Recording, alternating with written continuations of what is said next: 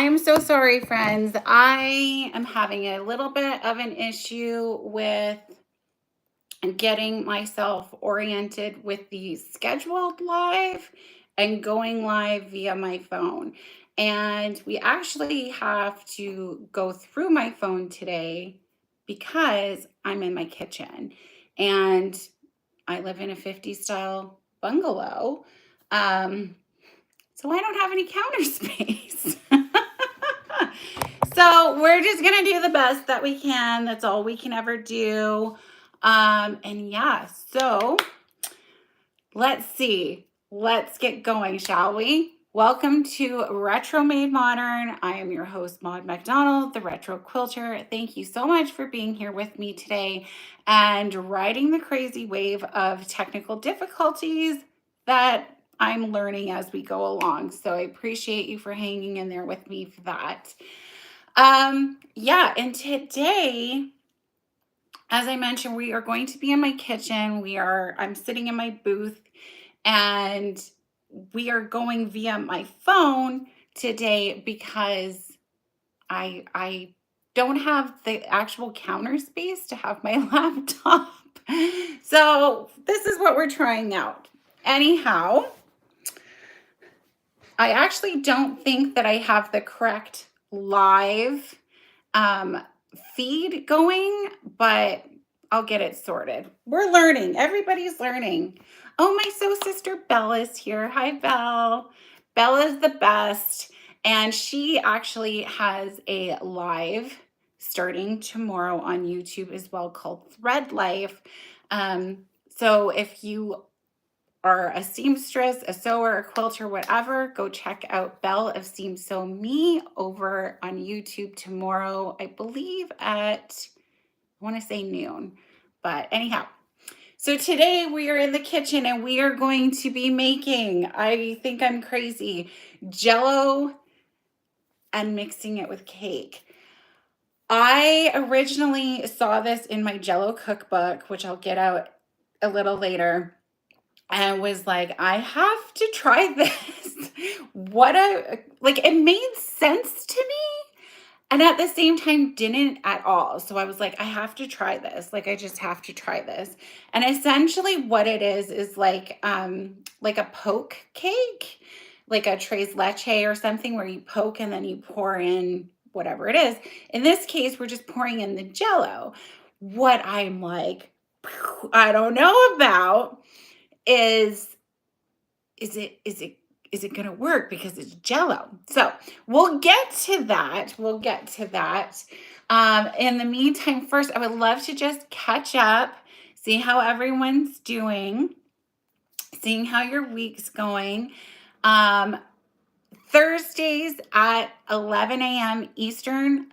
Keep me posted if this time works for you. I'm kind of toying around the idea of maybe doing it an hour later, so at noon Eastern. So let me know what works for you.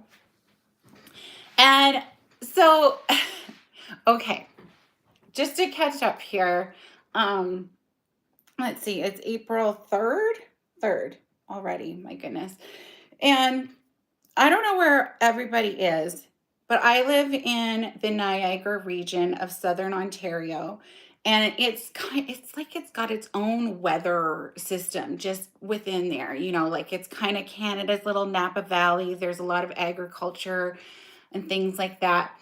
But just yesterday, oh my goodness, there was a huge snowstorm, big fluffy flakes, and then that snow turned into slush, and then the slush turned into hail, and it just kept going all torrential at the same time. And then it was just this mix of, I don't even know what to call this weather. And of course, while I was on the highway, and so anyways, and then by the time I got home, it was lightning and thundering with all of that. And I'm just like, poor Mother Nature. She's either going through menopause or she's really pissed off, in my opinion. So I'm kind of curious. Tell me in the comments, are you having a nice spring? wherever you are you having, like, is it freezing? What is it like where you are? Because if you are having a lovely spring, could you send those vibes this way? Oh my gosh, it would be really appreciated. I know my good friend Belle, she's in the South and she's already planting and out in the garden and all of these things. And I am just so jealous. Yeah, 4D and then rain and tornadoes yesterday. Oh my gosh, so everybody is getting crazy weather. Hello, Madeline, and hi, Ben. Yes, thank you for all joining Retro Made Modern. I appreciate it. Um, it's nuts. Spring is just like crazy. It's just crazy, isn't it? And I'm not a outdoor gardener. I tried that in lockdown. I hated it. I hated it. I'm more of an indoor potted plant type person.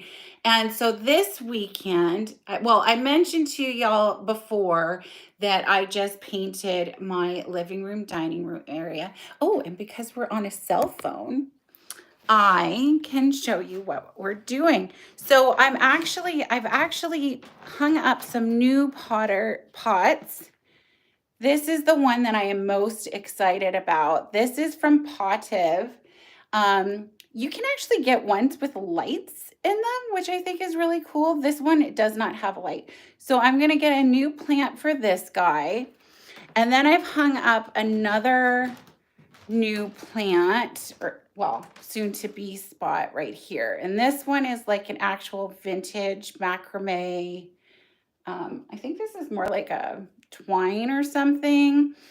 Anyways, yeah, you do need it for your MCM. It's so great. So that's my whole potted plant area, and I've been trying to put things back. You can see things are still coming together here. But this weekend, I'm doing what I'm referring to as the great repotting. So I have so many potted plants that have just grown out of their current pot that needs to get repotted. And it's like that's a whole afternoon, I have to see what's going to fit. I have to get the dirt. I have to presumably vacuum because I'm going to be making a mess. So that's what I'm going to be doing. That's the kind of gardening that I enjoy. I enjoy going to the plant store and buying some new greenery, that kind of thing. So yeah, are you guys getting going with all of that stuff too? And let me see. So that's this weekend, and then tomorrow the kids actually don't have school. So we're taking a train. We're going with some friends and we're taking a train and heading out to Toronto, which I'm really excited about. I don't think I've been on a train since I was like 12. So that'll be really fun and they're going to be so pumped. Another thing that's going on this week, and okay, for all the quilters out there, well, even anybody, like any makers, I feel like I kind of go through feast and famine phases when it comes to my makes. Either I kind of don't have anything going on, and that's when I tend to do more computer work and, the house gets cleaned, things like that. Um, and then I'm quilting or I'm sewing all the time. It's sort of like an either or. And I haven't had a good quilt project for a while. And then all of a sudden, I have 3 coming up just like that. So I wanted to show you the one that I'm going to be working on because I'm stumped and I would love to have some feedback from you because you'll see what I mean in a moment. So I don't do custom quilts for anybody but one person. And so she's put in a request, and this is it. That I need to take this shirt and this shirt. So these would ultimately make pretty big size blocks to get that whole image in there. And then this, it's just a plain shirting type, and make a quilt. She gave me some themes to work with, but that was the gist. Here's the shirts, make a quilt. So yesterday I went and I got some fabric. I had to sort of see what I could find first. So I bought this lovely, it kind of reminds me of tile, like Italian tile, which is why I got it. And I thought that went nicely with this shirting. This is sort of like a heather type blender in green, which I thought was really nice. We needed to get the maple leaf for Canadian symbol in there, and I went with black to keep it all tied in color wise. So that, and then this is what I bought the most of, was this map fabric, which is pretty cool. So that is what I have to work with. These 4 fabrics and then these shirts. And I can't figure out what quilt pattern to do. So if anybody has any suggestions, I would really appreciate it. I'm so far I'm leaning towards an economy quilt and having like the 2 Michigan, one here and then one here, and then do 2 more and then maybe little ones all around it, if you can sort of picture that in your head. So yeah, that is the big upcoming quilt project. And if you've been following along on Retro Made Modern, I'm just about done my patchwork skirt. I finally hemmed it, which was an adventure, let me tell you.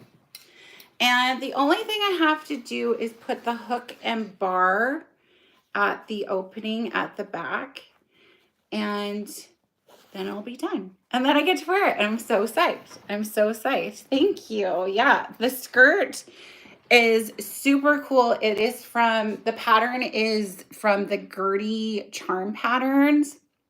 They're all like 50s, 60s retro clothing patterns, and I'm like obsessed with them. So yeah, that's pretty much all caught up with me. And let's see what's going in the chat. Yes, thank you. Oh, okay. Yes, 50s, 60s. Well, and I think 70s is the best era. And so me made May, could never do tongue twisters, is coming up. So I'm also like, I've never participated in it. And I'm like, I think I might be able to participate in that a little bit. For those who don't know what it is, it's basically just an Instagram posting. Every day there is a theme similar to Quilters for IG Quilt Fest. There's a different prompt every day, and everybody shares the prompt of that day. So for Quilt Fest, there was things like your first quilt, your favorite tools, your sewing space, things of the sort. For me made May, it could be things like, you know, a new skill that you did with apparel. It can be things like that. Well, if you didn't ask, you can go. Thanks. I'm just going to take this moment to reiterate that I'm not going to tolerate any kind of hate or rudeness here. So if that is your MO, you don't need to be here and you don't need to participate. So let's get to the fun. I have to get my apron. We are going to go over to my little nook in the kitchen. Put on Grandma's apron here because Dolly can't get all messed up now. And so for this Jello cake, I've prepared 2 cakes, and one of them I've actually poured in the Jello because, I mean, it had to set, right? I wasn't really sure if it was going to work. And then if it does or if it doesn't, we'll just take the second layer and either do what I did or try a different method, because I'm not really Martha Stewart, so I am not in any means perfect, I am much more about the experimentation of things. So let's see here. We've got our cake that we're going to be poking holes in and things, and then I will just get my cake out of the fridge. And this is the amazing Jello cookbook that I would be referring to and where I found the recipe in the first place. Okay, so the recipe is actually in the holiday section, and it's called gelatin poke layer cake. So this is the goal here. And as you can see, they've just taken cake, poked holes in it, and poured the Jello in and let it set. Now I have a lot of questions about this, and you'll see why in just a minute. Okay, but that is the goal. And if you're doing a 2-layer like this, I would also suggest either doing the same color Jello or something completely different as they did. They did complementary colors in there. So I've chosen orange and blue for some hopeful spring vibes. Let me get the cake. Okay. So straight out of the fridge, which sounds so bizarre. And what it says after, so you can see this was a white cake. I poked the holes in. Now it gives vintage recipes, let me tell you. It says to just spoon carefully the Jello into the cake. But I'm like, it's getting everywhere. And my white cake I used orange Jello, so it turned orange. So I'm like, how did that not turn into green cake? I don't know. So we'll have to see. But what it tells me after the cake has set, yeah, you just pour it in. You pour it in all over the holes, and then like you keep it in the pan so that it sits. And now to get it out, I'm going to fill my sink with some hot water and just let it sit there for a minute or two, so then it'll like loosen up the Jello. It's so bizarre. Is this not just the most bizarre dessert? And I can't even imagine how this is going to taste. Oh my gosh. Okay. So that I've got some, it's so hilarious. Okay, I've got some hot water in there. We're just gonna put the cake in there, and it's just gonna sit for a minute so that we can loosen up the Jello. As if I'm making this, it's so funky. Okay, so while that's going, you see that was the original color. This is going to be interesting. I'm going to make some Jello. And we all know how to do that. You know, the 1 cup boiling, 1 cup cool. And we'll get that ready for our second layer. And, you know, because this was an experiment, all I did was buy the Betty Crocker, I don't know, this was like 2 for $5 or something. Because I'm like, I'm not going to do this whole crazy make it from scratch thing if it's just going to like be melted by Jello or whatever. So whatever, we're in experimental phase. It's fine. Okay, we're already boiling. And we've got blue Jello for this one. So we'll put that in. Okay. And after we stir this up, we'll check in on our Jello cake that's loosening in the hot water. So funny. Did you guys eat Jello when you were a kid? Like that? I'm sure that I had a steady diet of Jello when I was a kid. It's only been in my adult life, like probably since, actually maybe like 30s, I started eating pie. I never would even eat pie. So anytime I went to my grandma's house, quite often for, you know, holidays or whatever, she would make a lovely apple crisp or a lovely pumpkin pie, something of the sort. And I just wouldn't eat it. I wasn't big on it. So she would make me my very own Jello, and I would often get it in a nice big parfait glass with whipped cream and all of the things. So it always felt like really special when I got Jello. Okay, so that is ready to go for cake number 2. Let's check out our cake number 1. Ooh, okay.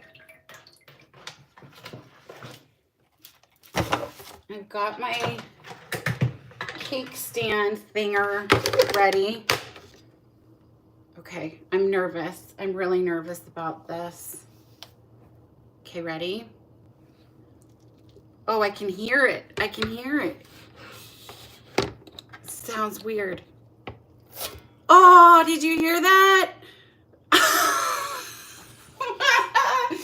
That sounds so bizarre. It's so orange. I don't know. Okay.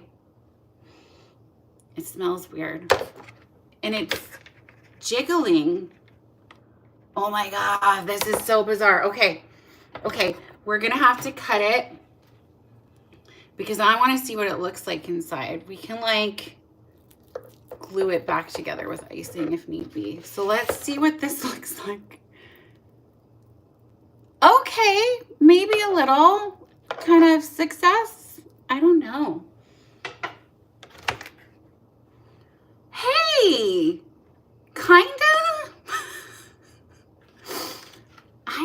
So you can see that it's like it went across, it dripped down. I don't even really think you needed to poke the holes in because it didn't really work, but there's some left. Okay. We did it. Okay, perfect. So we'll just kind of like glue that back together with basting. So let's do cake number 2 then. We've got our cake. You know what? It says I did use like this. They're like cake pops.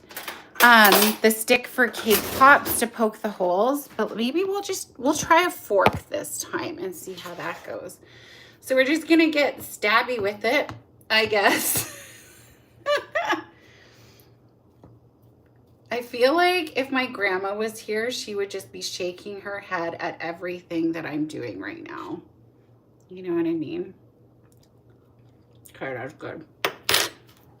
I love vanilla. I don't think vanilla gets enough credit.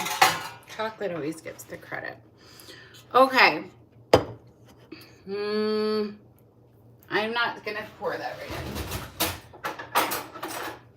So the book says to spoon out your Jello and kind of like gently pour it. Or maybe I used too much. I don't know. So we'll try to do what the book says first. But you see, here's where I'm kind of like, okay, it's not like it's filling up and you're like, oh, okay, that hole's filled, because if obviously the cake absorbs it. So it's just like, I don't know. It's really weird and interesting. But if you've got kids or grandkids or littles in your life, they're just going to think this is so cool and so fun. Who knows how it's going to taste though. So once I finish putting this in, I'm going to have a bite of that chunk that I cut off. And I'm already a little nervous about it, not gonna lie, because I feel like it was jiggling and it was kind of weird. But we're gonna do it. We're gonna go for it. So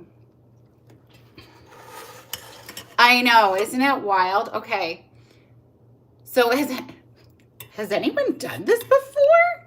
Have you done this? I'd be so interested to know. I guarantee that you haven't. I don't even know if I know anybody who's done it before. Okay. So I'm doing my best to just spoon it out, but you can see like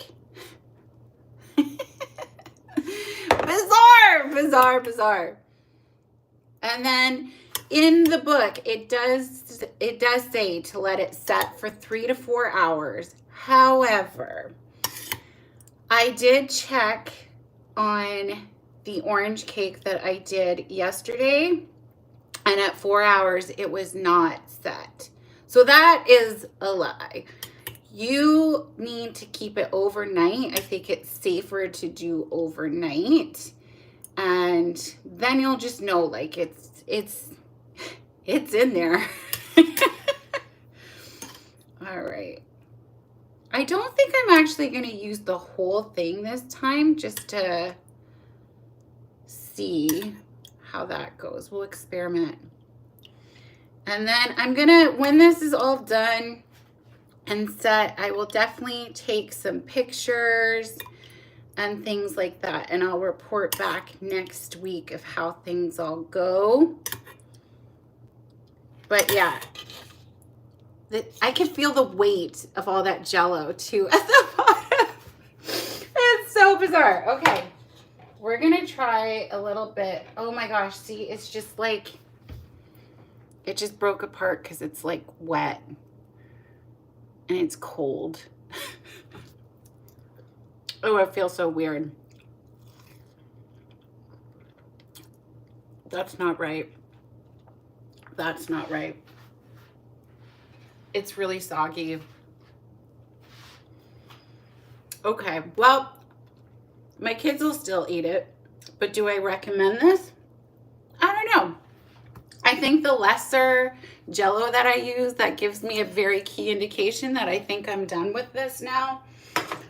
And yeah, we'll see how that goes.